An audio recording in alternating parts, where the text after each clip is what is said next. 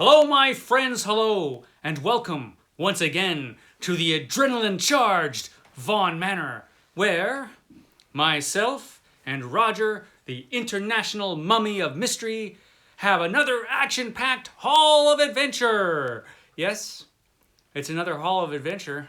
A certain someone over here just can't stop buying books like ever.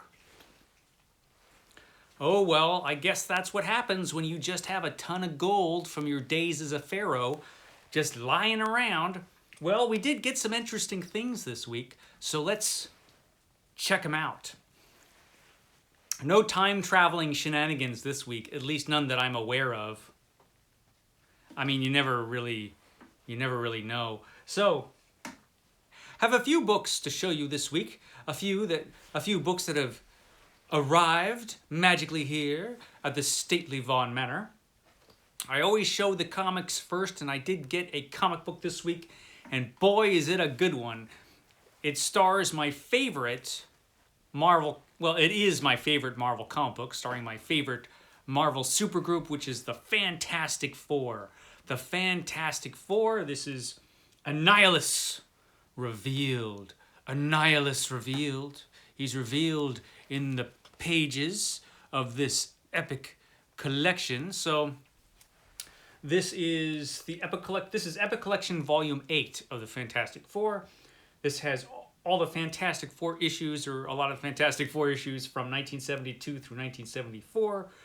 Fantastic Four numbers 126 through 146, and Giant Size Superstars number 1, Giant Size Superstars. So yeah, this is awesome.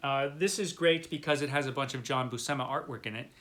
And John Buscema is one of my favorite comic book artists of all time. So, yeah, Fantastic Four. This was a good purchase, Roger.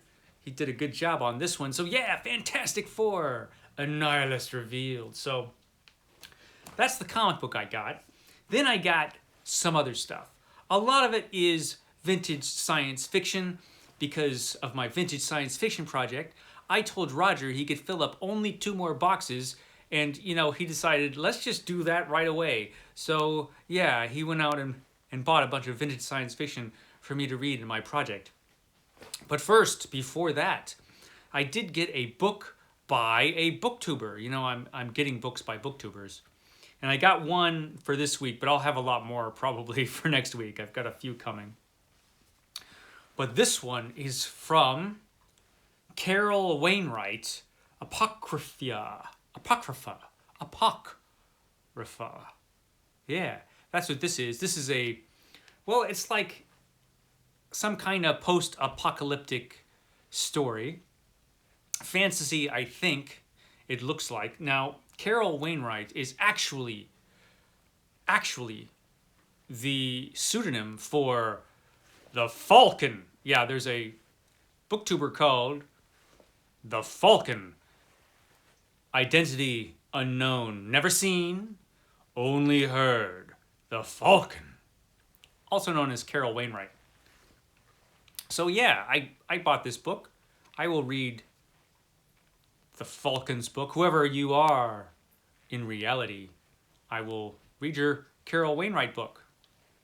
It actually looks pretty good. I went through it a little bit and read it, and yeah, it's actually pretty good. This Carol Wainwright can write. So that is my booktuber book this week that I got here at the Manor. But like I said, there's more coming. So there was that. Now to the vintage science fiction. Well, this first one isn't all that vintage, but when was this published? The 90s? Early 90s? This was published actually it was the 2000s. This is 2004. This is Joe Haldman's Camouflage. Camouflage by Joe Haldman. This is a Joe Haldman book that not only have I not read, I don't know that I've heard of this book before. Somehow, a lot of books just escape my notice. And this is one of them. Joe Haldman's Camouflage. Has anybody read this book? It's got to be good, right? So it's some sort of aliens on Earth type of story, I think, but I am not sure. But yeah, Joe Haldman's Camouflage. Not really vintage. 2004 isn't vintage, but it is Joe Haldman, so there you go. Camouflage. Who read this? Has anybody read this? This next book I have read, but shockingly, I realized when I was going through a lot of those old boxes of vintage science fiction, I don't think I have a copy of this anymore. And that is, or I didn't have a copy until Roger bought this one. This is Stranger in a Strange Land by Robert A. Heinlein. One of his most famous books. So I realized going through vintage science fiction that two of his most famous books I didn't have. I didn't have this, and I didn't have Starship Troopers. I haven't got Starship Troopers yet because I ordered a older copy of Starship Troopers because the newer copies have terrible covers. Because newer books have terrible covers now, and older books have much more awesome covers, especially when it comes to science fiction. Like, this is a really good cover. This is the cover I always remember this book having. And the Starship Troopers cover is pretty cool as well that I ordered. But, you know, you want to get a new one, and they just look stupid. So, yeah, the older covers are awesome. This isn't even that old, but this is an excellent cover. Heinlein's Stranger in a Strange Land. It's been a long, long time since I read this. So, you know, I'll get to it when I get to whatever box this is lurking in. So that's cool. So now I've got more vintagey stuff, more older stuff to go through. And this one is actually interesting. This is two complete novels from Lester Del Rey. The Sky is Falling and Badge of Infamy. Now this is actually a Digest magazine-sized book from Megabooks, Science Fiction at its Best, and this is published by Galaxy, the Galaxy science fiction magazine. So these aren't really full-length novels. They can't be if there's two of them because this is 158 pages long. So these are novelettes, novellas, I don't know. They're short novels in the two complete novels from Lester Del Rey. So this was actually kind of cool. Yeah. It's like an odd magazine type of thing with two novels in it from Lester Del Rey. That's awesome. So I got that because it looked cool. Now this next thing I got is Star Science Fiction number 4. I have some of the Star Science Fiction volumes. I don't think I have number 4, although I might. But it has, look at that cover. It has such a cool old 60s vintagey looking cover that I had to get it. I had to get it because it's so awesome. I just love those old science fiction vintagey covers. They're just so cool. So Star Science Fiction number 4 with Kuttner's in here, Henry Kuttner, Kornbluth, Fritz Lieber's in here. Bunch of cool people are in here. Edmund Cooper, Damon Knight. Yeah. So yeah, Star Science Fiction number 4. I got that one. This is a Philip Jose Farmer novel, an older Philip Jose Farmer novel. This is Night of Light. Night of Light. Night of Light from Philip Jose Farmer. Have never read this one. I'm not sure I've even heard of this one, but as soon as I saw it, of course, well, as soon as Roger saw it, Roger picked it up. He's, you know, he'll just buy anything. So here we go, Night of Light, another vintage science fiction book that I will get to someday, approximately when I'm 84, probably. So by the time I'll get to that. Next, Harry Harrison, and this is Captive Universe. Captive Universe by Harry Harrison. Again, an author I know, but a novel I have not read. I have not read Captive Universe from Harry Harrison. So here we go. Another cool old vintagey cover. Captive Universe. Who's read Captive Universe? Aside from Steve Donahue. I know he's read it. But who else has read Captive Universe? I don't know. But it's about a universe that is captive. So, a few more things here. So, the next couple things they're pretty cool. Okay, so Ace Doubles. Got a couple ace doubles. Ace doubles are awesome. These are the old 35-cent ones. I think these, yeah, these are both the old 1950s. Well, I better check before I say that, but I think they're the 1950s ones. Yeah, 56. This one is from 56. This is The Man Who Lived Forever. He lived forever, this guy. This man, he lived forever. And, you know, he's probably regretting it now because look at all the crazy stuff that's going on this cover. Rockets flying around everywhere. I don't know. Is it worth it to live forever? Probably. Frankly, it probably beats the alternative. But this guy, he lived forever. This is by, who is this by? Why is the writing so small? R. DeWitt Miller and Anne Hunger. Anne Hunger. That's a great name. Yeah. Actually, it's Anna Hunger. It's Anna Hunger. That's even better. Anna Hunger. That's an awesome name. I don't know if it's a real name. Yeah. Might be like the Falcon's name, but who knows? Maybe it's real. Flip that over, and it's the Mars Monopoly. It's the Mars Monopoly. You can get this Monopoly for 35 cents in this half of the book by Jerry Soule. Jerry Soule wrote this, the Mars Monopoly.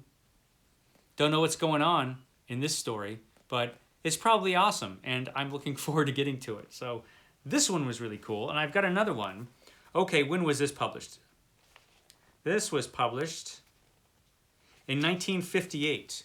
1958. This is Fire in the Heavens. Fire in the Heavens. This is complete and unabridged.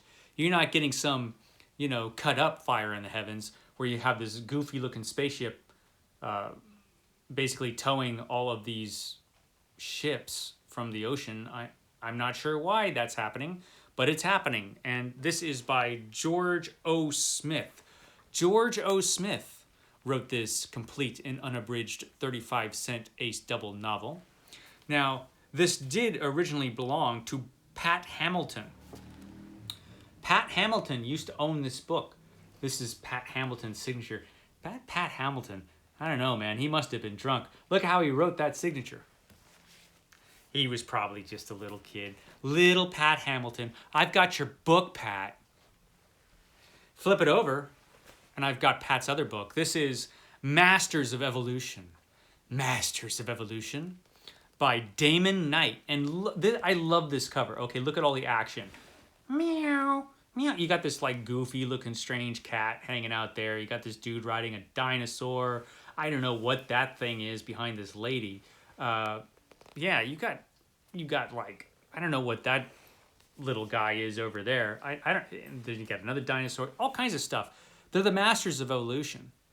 They got all kinds of critters on this planet or wherever the heck they're at because you know they're the masters. So that's going to be awesome. Whatever's going on there, I want to know. I want to know what's the deal with this cat. Why is that cat so upset to be at this meeting? I don't know. Who knows? But so a couple ace doubles, and those are awesome. Next, I got a Dover book.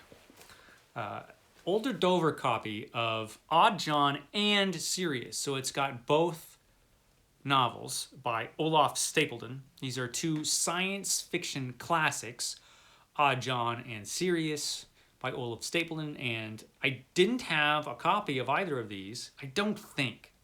I might. But off the top of my head, I don't think I have copies of these, at least not paperback copies.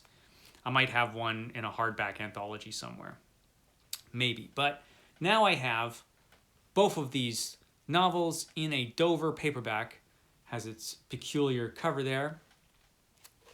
So yeah, Dover. So that's cool. So I always save the thing that is my favorite for the last. And this thing just looks really cool. I mean, I haven't read it. It could suck. But it doesn't look like it's going to suck. It looks actually kind of fun. And I pre-ordered this a while ago, and I feel like I've been waiting forever, but here it is. And this is Classic Monsters Unleashed. Classic Monsters Unleashed, which is just an anthology of stories, and all the stories are based off of classic monsters. Now, I don't think they have the rights to any of the Universal Studios versions of these monsters, but, you know, Dracula, Frankenstein, undersea creature that looks suspiciously like the creature from the Black Lagoon, but also different. You know, so classic Monsters Unleashed. And it has some good writers in here. Joe R. Lansdale's in here. And Joe R. Lansdale is usually pretty darn good. He's a writer I like an awful lot. F. Paul Wilson's in here. Ramsey Campbell's in here. Ramsey Campbell. So that's probably worth it right there. And a bunch of other writers, many of whom I have heard of. And, oh, Dr. Stoker's in here? Doc Ray Stoker? Okay. Richard Christian Matheson makes an appearance. So, yeah, interesting book. Classic Monsters. And it's got, as I was thumbing through it, it did have some cool artwork. But you know, now that I'm looking for it, I will never find it. Let me just... Oh, there's a Dracula-looking character there. I don't think that's the Dracula, but you never know. There's the Frankenstein monster there. Yeah, he's not looking too hot, but you know, does he ever? Does he ever look great? So yeah, Monsters Unleashed. Cool monster story. So I was happy to get this. It's a hardback without a dust jacket, which is probably just as well. So yeah, Monsters, that's it. That's all I got this week. Roger restrained himself this week, you know, as you can tell.